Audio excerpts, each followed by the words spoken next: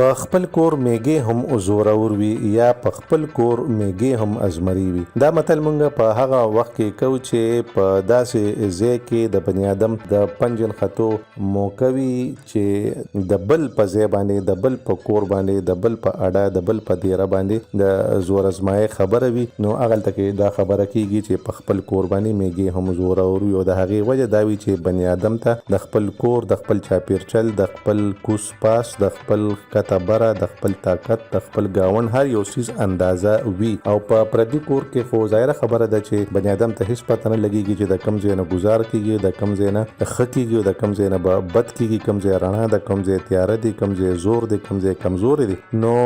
د ځان د کتلو د پاره یا د خپل کور د کتلو د پاره ضروری ده که بنی آدم سره د میږي هم طاقت هم وي او په خپل کور هغه زورور ځکه وي چې د هغه سره معلومات وي. دا زمانہ د معلوماتو زمانہ ده او موږ تاسو ګورو اکثر په ډرامو کې په جنگونو کې په فلمونو کې په یو څه په بل څه کې چې چا سره زیات معلومات وي هغوی زیات کامیاب وي ځکه چې هغوی د بل د زور د ماتېدو توان را پیدا کی یا د هغې د ماتولو لارې ګودرې برابر کی او دشمن ته یا زورور ته پته ونه لګي. نو د دغه غم نه د دغه شر نه بنی آدم ځان خلاص کی او چې نه خپل کور نه وي خپل ځای نه وي یا پوره اندازه نه وي پوره معلومات نه وي نو ظاهره خبره ده چې بنی آدم د نقصان سره مخ کیږي. دلته دا خبره هم پدې کې کیږي که څوک ډیر کمزوري وي خو که ته د هغه په کور باندې ورځي د هغه په ځای باندې ورځي او خامخا زورګیري کې نو